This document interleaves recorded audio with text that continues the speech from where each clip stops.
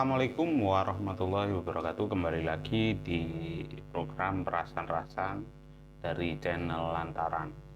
Nah, di mana hari ini kita kemarin sudah menyaksikan bahwasannya di Pilkada atau Pilgub Jawa Timur, Khofifah unggul di survei Litbang Kompas, lalu disusul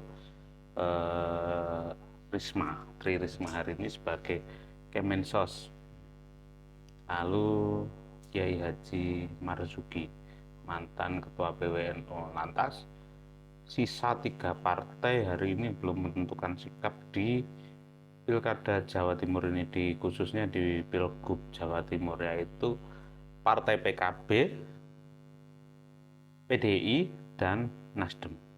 Nah, untuk mengulas itu kemarin mereka live semalam ya, mereka live di Kompas TV ya, seperti apa tayangannya dan seperti apa strategi yang akan dilakukan PKB, apakah mau maju di Pilgub Jawa Timur itu mengusung calon sendiri tanpa berkoalisi dengan sisa 3 partai itu, ataukah akan terbentuk 3 poros, yaitu poros PDIP, Nasdem, PKB, dan Khofifah Emil yang didukung kurang lebih 7 partai.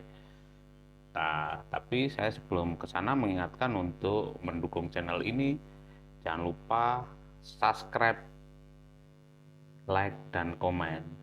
Yuk kita simak tayangan diskusi perdebatan di Kompas TV. Ini tayangannya. Waalaikumsalam, saya mau langsung ke Mas Huda dulu deh. PKB yang sampai dengan sekarang ini masih belum menentukan, padahal bisa menjagokan sendiri di Cagup Jawa Timur.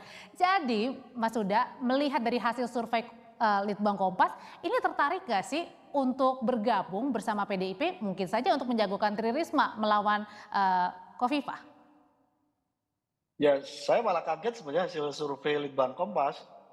Mbak Khofifah yang berharu biru sebagai incumbent, saya kira dengan elektabilitas 26,8% pada posisi yang tidak aman sebenarnya sebagai incumbent, semestinya harus melampaui 40% sebagai incumbent. Nah, karena itu terlebih-lebih yang belum menentukan sikap untuk memilih 51%. Jadi kalau kita lihat secara seksama hasil survei Litbang Kompas, bisa disimpulkan bahwa rakyatlah yang menjadi pemenang elektabilitas karena masih 51% yang belum menentukan. Jadi catatan itu yang sejak dari awal memang menjadi concern PKB. Dan kami pastikan pada forum yang baik ini Mbak Khofifah tidak akan melawan kota kosong. Tidak akan melawan Mbak Khofifah atau Bu Khofifah tidak akan melawan kota kosong, itu maksudnya apa nih? PKB mau maju sendiri atau gabung? PKB pasti akan mendorong sosok dan kami mengambil pilihan untuk berkoalisi. Paling tidak dari 3 partai yang belum menentukan sikap, yaitu PDIP dan Nasdem, yang secara representasi mencapai 48,7% di Jawa Timur. Dan itu yang saya sampaikan dalam beberapa kesempatan, Mbak Khofifah masih bisa dikalahkan karena sebagai incumbent dengan elektabilitas 26,8%, cukup rawan dan saya kira masih mungkin untuk dikalahkan. Oke, cukup rawan dan juga masih mungkin untuk dikalahkan, Mas Khalid. Kalau begitu dengan partai terakhir PKS yang bergabung mendukung Khofifah Emil Dadak ini belum jaminan dong 8 partai politik yang mendukung akan menang kuat nih nanti di Pilgub Jatim. Ya, saya kira ini indahnya kompetisi dalam pilkada kan begitu. Ya, kalau sudah fix kepastian sudah ada, ya buat apa ada pilkada? Begitu ya Mas Huda ya. Jadi apa yang dilaporkan dari Litbang Kompas ini merupakan sebuah potret ya, namanya survei atau bagaimana kita menangkap suara publik, ya itu adalah potret sesaat ya, sehingga kita bisa melihat di sini ya tentu Bu Khofifah sebagai incumbent di sini sangat wajar mendapatkan posisi tertinggi ya. Dan apa yang disampaikan oleh Mas Huda juga saya pikir juga masuk akal gitu ya. Saya pikir begini, posisi yang ada saat ini menunjukkan bahwa top of mind Bu Khofifah itu menjadi yang tertinggi, menjadi sebuah competitive advantage atau nilai nilai tambah, nilai jual yang bagus Meski sebagai top of posisi mind-nya belum awal. mencapai 50%, artinya 51% ini banyak yang belum menentukan pilihan, Mas Walid. Ya, itu saya sampaikan tadi, ini hasil survei yang potret sesaat saya kira. Jadi, tapi dari posisi ini itu modal yang sangat bagus untuk Bukoviva untuk running sebagai di election berikutnya. Saya kira yang berbahaya adalah ketika incumbent tidak leading gitu ya, tidak teratas. Itu yang mungkin itu akan menjadi apa namanya catatan gitu. Tapi kalau kita lihat di sini dari Litbang Kompas ya melakukan survei posisi Bu Hafifah sebagai yang pertama, saya pikir itu menjadi modal dasar yang sangat baik Oke. dan kami optimis ya Bu Hafifah dan Mas Emil Dardak adalah pasangan yang probability to win atau peluang menangnya sangat tinggi sekali. Jadi di Oke. PKS itu kami memiliki 2 kriteria dalam menentukan. Pertama adalah dia harus memiliki capacity to govern, kapasitas mengelola atau memimpin pemerintahan dengan baik. Yang kedua adalah capacity to win, kapasitas menangnya juga sangat bagus. Oke. Sehingga perpaduan antara capacity to lead atau to govern dengan to win ini dua komposisi yang dimiliki oleh dua pasangan tersebut, yaitu Bu Khofifa dan Oke, Mas Emil makanya juga Dardak. PKS mendukung itu kan ya sebagai partai politik terakhir yang mendukung Khofifa dan juga Emil Dardak. Nah kalau gitu saya mau Betul. ke Mas Yohanes. Mas Yohanes sebenarnya ini kan dari hasil survei Litbang Kompas, Khofifa Emil ini terbilang tinggi ya meskipun belum mayoritas begitu. Apa sih penyebab yang paling kuat begitu dari survei Khofifa Emil ini tinggi di Pilgub Jatim? Iya, penyebab kuatnya ya bisa dikatakan karena baik Khofifah maupun Emil Dardak ini kan saat ini sedang menjadi gubernur dan wakil gubernur dan posisi petahana yang mencalonkan diri kembali untuk pilkada nanti itu ya terbilang kuat. Itu juga tidak hanya terjadi di Jawa Timur ya, tapi juga di beberapa daerah lainnya. Namun yang memang kita perhatikan selanjutnya adalah dari mana angka-angka ini bisa muncul begitu. Nah, ini kami melihat pemetaannya memang dari aspek geokultural, lalu juga dari aspek pendukung loyal, dan memang basis pendukung loyal dari Khofifa dan Emil Dardak ini memang tetap berlanjut ya dari pilkada sebelumnya. Sementara memang kontestasi ini masih sangat terbuka karena ya ini muncul nama Bu Tri Risma yang memang digadang-gadang dengan Marzuki Mustamar begitu kabarnya begitu. Dan Makanya juga ini menyebabkan 51% ini belum menentukan pilihan nih. ya, dan lagi pula di tataran masyarakat mereka juga masih melihat pilkada ini sebagai proses yang masih berapa bulan lagi. Nah, ini kan Oke. ada masa sosialisasi yang perlu optimalkan, lalu juga masih ada peluang partai untuk menimbang-nimbang koalisi, lalu juga pemetaan dan strategi begitu untuk mendengarkan aspirasi masyarakat dan akhirnya bisa menurunkannya pada program-program yang nanti dikampanyekan oleh kandidat yang diusung. Tapi kan Oke. pertanyaannya di Jawa Timur ini kandidatnya siapa nih yang bisa menjadi penantang dari petahana? Kayaknya sih kalau kandidat yang kedua bisa jadi penantang bagi Bu Khofifa adalah Bu Risma ya, betul nggak sih itu Mas Huda? Karena kan tadi dari Ya. Mas Huda bilang PKB pasti akan berkoalisi, tidak akan maju sendiri. Ya, saya kira Bu Risma termasuk salah satu nama yang kami simulasikan di PKB. Dan ini kita sedang menunggu konsolidasi untuk memastikan karena kami sedang bangun komunikasi dengan teman-teman PDIP pada 3 provinsi sekaligus, yaitu Jawa Timur, Jawa Tengah, dan Jawa Barat. Jadi kita lihat aja perkembangannya seperti apa. Tapi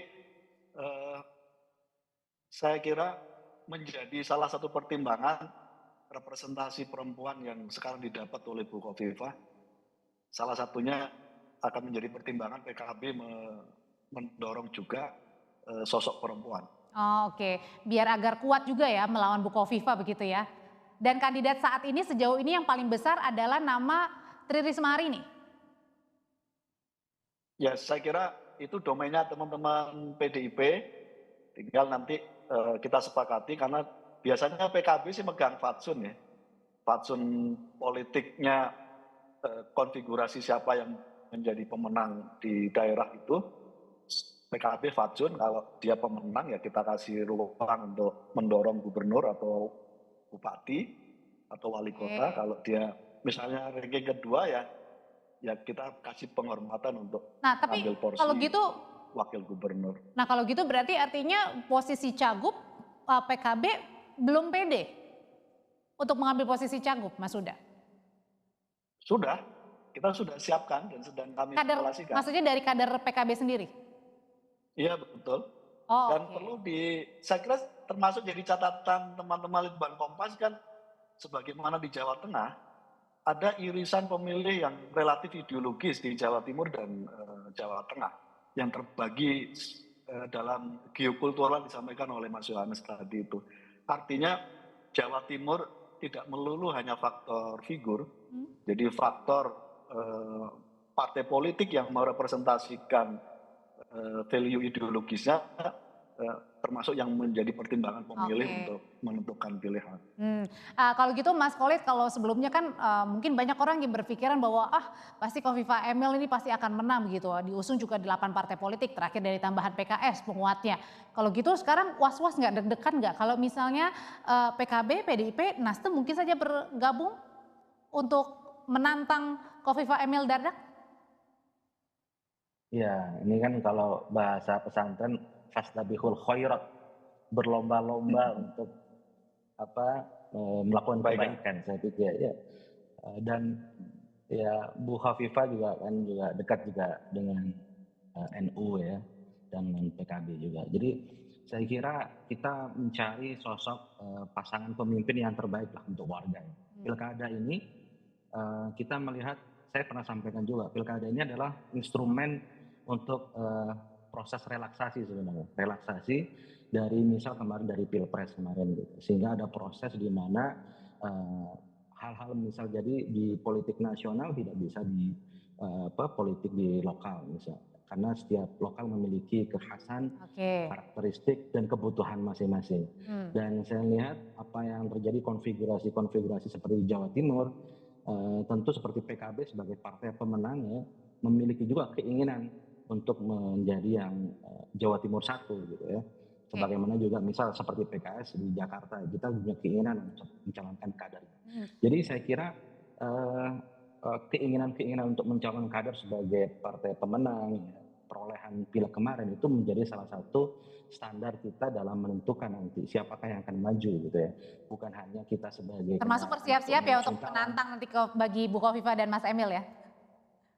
Iya. Saya pikir semakin banyak pilihan semakin bagus. Jangan sampai juga dengan kotak kosong. Untuk masyarakat kita dihadirkan dengan pilihan minimal 2 poros ya, minimal 2 poros, sehingga itu akan menjadi ada alternatif pilihan dari warga untuk menentukan mana yang terbaik sebagai pemimpin Jawa Timur.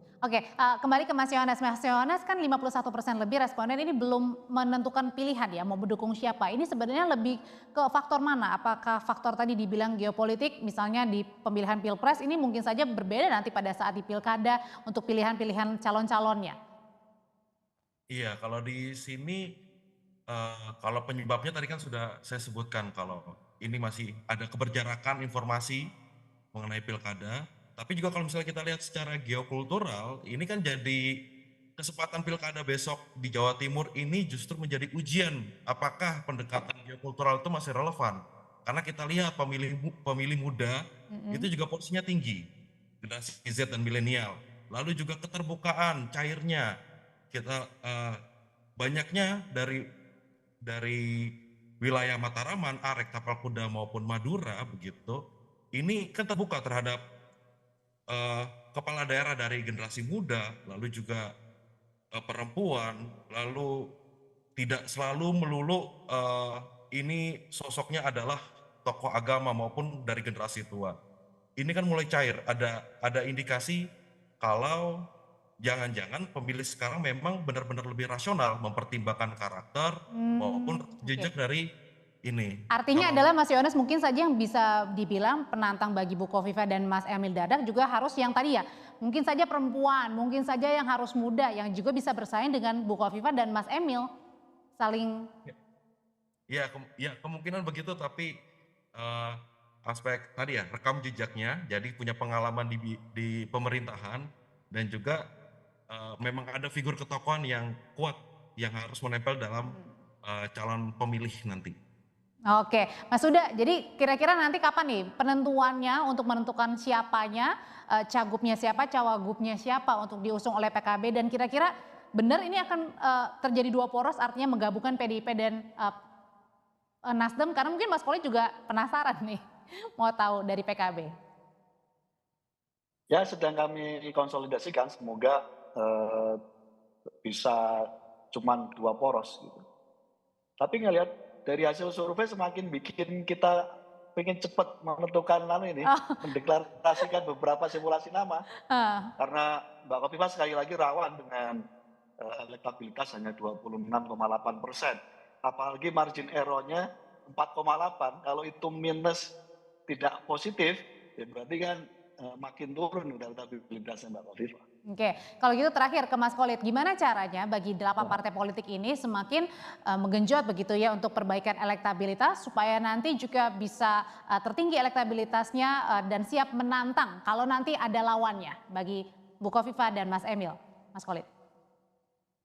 Ya, bagi incumbent strategi terbaik adalah bagaimana kita mengkomunikasikan apa yang sudah dikerjakan selama 5 tahun sebelumnya.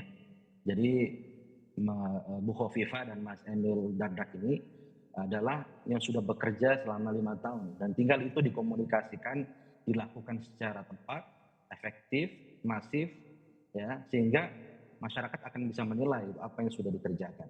Karena ketika incumbent ini tidak bisa hanya menawarkan apa yang akan dikerjakan, ya tentu itu akan dilakukan, program-program apa, what's next gitu. Tapi rekam jejak apa yang sudah dikerjakan itulah yang harus kita komunikasikan seluas-luasnya kepada masyarakat. Insya Allah dengan cara itu kita akan mendapatkan support dari masyarakat secara baik. Dan harapan juga jangan melawan kotak kosong ya, supaya nanti pemilihan Gubernur Jawa Timur juga akan semakin banyak untuk para pemilih memilih kandidat terbaiknya. Terima kasih Mas Khalid. Saya yakin PKB sebagai partai pemenang akan mencalonkan. Oh, ditantang tuh Mas Huda. Terima kasih Mas Khalid, Mas Huda terima kasih, Mas Yohanes terima kasih.